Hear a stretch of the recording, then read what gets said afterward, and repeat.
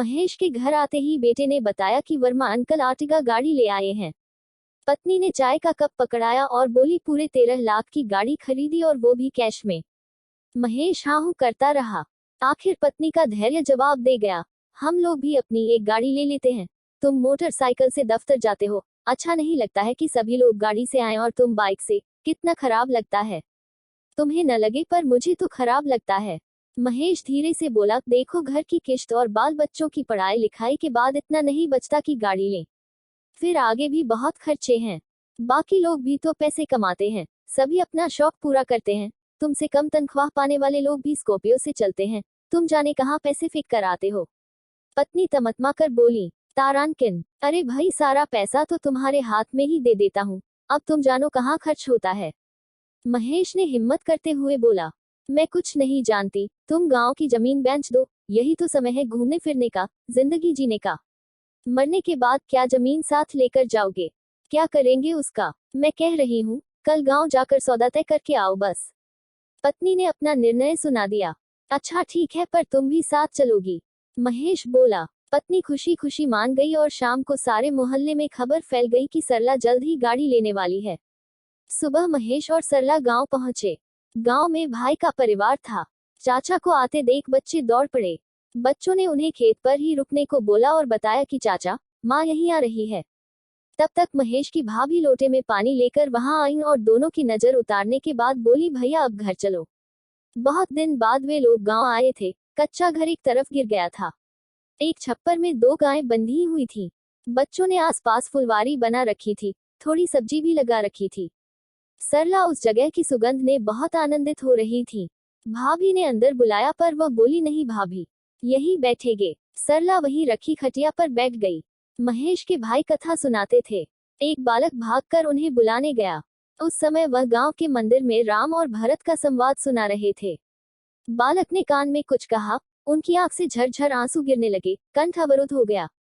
जजमानों से क्षमा मांगते बोले, आज मेरा भरत वन से आया है इस राम की नगरी में। श्रोतागण समझ नहीं सके कि महाराज आज यह उल्टी बात क्यों कह रहे हैं। पंडित ने अपना झोला उठाया, प्रभु को विश्राम दिया और घर को चल दिए। महेश ने जैसे ही भैया को देखा दौड़ पड़ा। पंडित जी के हाथ से झोला छूट गया। भाई को बाहों में भर लिया। दोनों भाइयों को इस तरह लिपट कर रोते देखना सरला के लिए बहुत ही अजीब था। उसकी भी आंखें नम हो गईं। मन में भाव के बादल किसी भी सूखी धरती को हरा भरा कर देते हैं। वह उठी और जेठ जी के पैर छुए। पंडित जी के आशीर्वाद रूपी शब्दों को सुनकर वह हृदय तक भर गई। शहर के 2 बंद कमरे में रहने की अभ्यस्त सरला की आंखें सामने की हरियाली और हवा से सिर हिलाती नीम, आम और पीपल को देखकर सम्मोहित सी हो रही थी। लेकिन उसके मन मस्तिष्क में आर्टिगा का चित्र बार बार उस सम्मोहन को तोड़ रहा था। वह खेतों को देखती तो उसकी कीमत का अनुमान लगाने बैठ जाती। दोपहर में खाने के बाद पंडित जी रोज मानस पाठ पढ़कर बच्चों को सुनाते थे। आज घर के सदस्यों में 2 सदस्य और बढ़ गए थे। अयोध्या कांड चल रहा था। मंत्रा कैकेयी को समझा रही थी, भरत को राज कैसे मिल सकता है। पाठ के दौरान सरला असहज होती जाती, जैसे किसी ने उसकी चोरी पकड़ ली हो। पाठ खत्म हुआ। पोथी रखकर पंडित जी गांव की बातें सुनाने लगे। सरला को इसमें बड़ा रस आता था।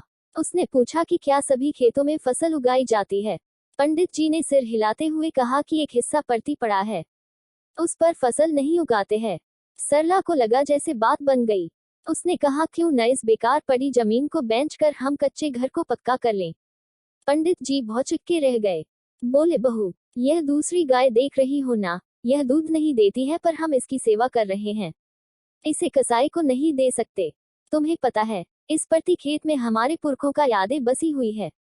यह विरासत है। विरासत को कभी खरीदा और बेचा थोड़े ही जाता है। विरासत को संभालते हुए हम लोगों की कितनी पीढ़ियां खप गईं। कितने बलिदानों के बाद आज भी हमने अपनी इस धरती माता को बचा कर रखा है। तमाम लोगों ने खेत बेच दिए। उनकी पीढ़ियां अब नरेगा में मजदूरी कर रही हैं या शहर के एक छोटे से कोने में कहीं विलीन हो गए। तुम अपनी जमीन पर बैठी हो तो इन खेतों की रानी हो। इन खेतों की सेवा ठीक से हो तो देखो कैसे धरती माता मिट्टी से सोना देती है। आज तुम लोग आए तो लगा मेरा गांव शहर को पटखनी देकर आ गया। शहर को जीतने नहीं देना बेटा। शहर की जीत आदमी को मशीन बना देता है। हम लोग रामायण पढ़ने वाले लोग हैं, जहां भगवान राम सोने की लंका को जीतने के बाद भी उसे तज कर वापस अयोध्या ही आते हैं। अपनी माटी को स्वर्ग से भी बढ़कर मानते हैं। तब तक अंदर से भाभी आई और उसे अंदर ले गईं। कच्चे घर का तापमान ठंडा था। उसकी मिट्टी की दीवारों से उठती खुशबू सरला को अच्छी लग रही थी। भाभी ने एक पोटली सरला के सामने रख दी और बोली, मुझे भैया ने बता दिया था, इसे ले लो और देखो इससे कार आ जाए तो ठीक है, नहीं तो हम आपके जेठ जी से कहेंगे कि खेत बेच दें। सरला मुस्कुराई, विरासत कभी बेची नहीं जाती भाभी।